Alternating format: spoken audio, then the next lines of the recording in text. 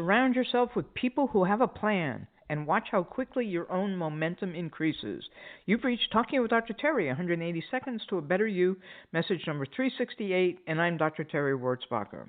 Napoleon Hill said this: surround yourself with people who have a plan and watch how quickly your own momentum increases.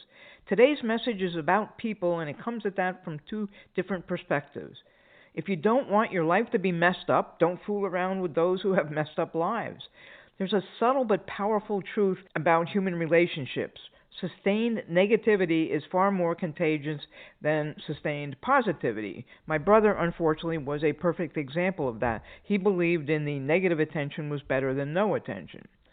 One person with a positive outlook can rarely uplift an entire group of chronic complainers, but a group of negative thinkers can quickly erode the optimism of even the most determined individual.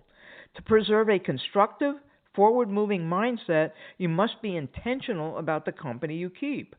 People who habitually blame others for their circumstances, that victim mentality, seldom contribute to progress, whether it's yours or theirs.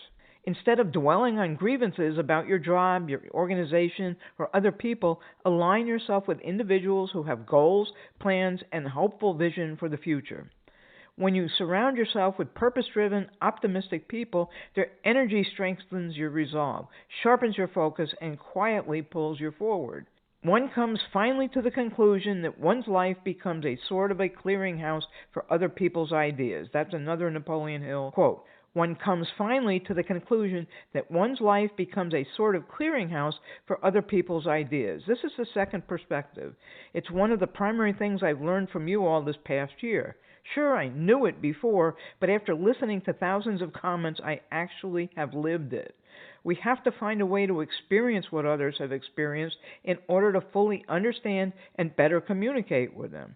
I think I've mentioned that I was happy I smoked, happy I was fat, and also happy that I had epilepsy. No, I'm not a masochist, and I wasn't happy 24 hours a day with that, but it made me a better doctor because I knew how the things I said would affect my patients.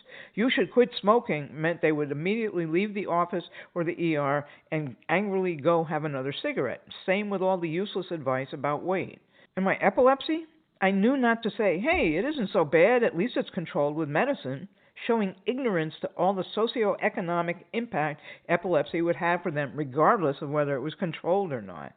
Be with people and be outside of yourself so you can learn. That's why we're all here anyway, to learn, and of course, to have a diamond day.